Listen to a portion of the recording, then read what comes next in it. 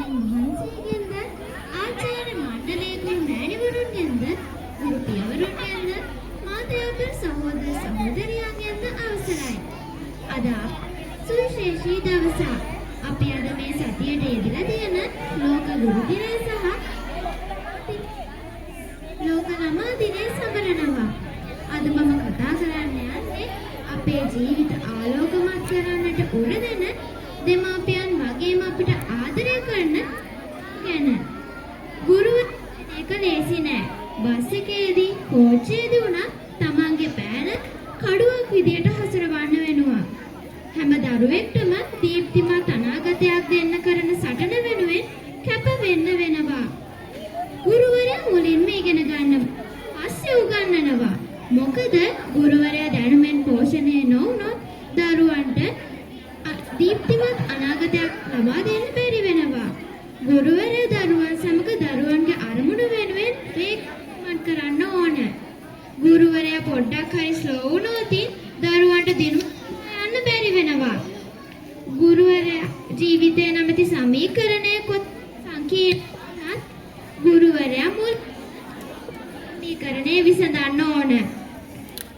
අපේ ජීවිතය හැඩේ තීරණය වෙන්නේ ඔවුන්ගේ කැපවීම මත. මම මෙතනදී විශේෂයෙන් ගුරුවරු ගැන මතක් කරන්න ඕන. ඔවුන්ගේ කාලය හා ශ්‍රමය වැටමින් ඉරිදා දවසේ සුවකැමැත්තෙන්ම අපිට දහම් දැනුම ලබා දෙමින් හැමෝම පෝෂණය කරනවා. ඉතින් අපි ඒක අගය කරනවා.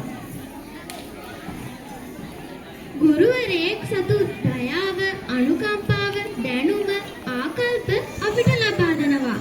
ඔවුන් අපිට නොදුන්නේ මෞඛ්‍ය විතරයි. ඉතින් මම ඔයාලට පුංචි යෝජනාවක් චිංගිස් අයිත්මා කියන සුප්‍රකට ලේඛකයාගේ ගුරු ගීතය කියන පොත අරගෙන කියවන්න. එතනදී ඔයාට උගන්වපු ආදරණීය ගුරුවරයෙක් ඔබට හම්බ වේ.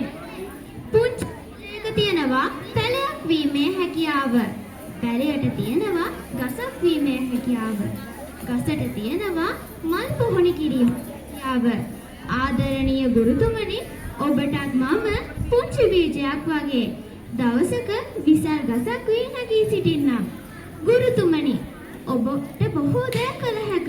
පුප්පං විලායාති. එය එසේමයි. සුගන්ධවත් පුෂ්පයන් විකසිත වන්නේ ඔබ වන් මිනිසුන්ගේ ආදරය තුලින්මයි. අවසන් වශයෙන් ඔබට මට ලෝකයේ දකින්නට කියා දුන් සෝහසක් ආදරණීය ගුරු මෑණිවරුනි, ගුරු පියවරුනි, ඔබගේ වචන සල්පය උපකාර වේවා හිසනම ආචාර කරමි. ආවඩ ආයි බොහෝ වේවා. ස්තුතියි.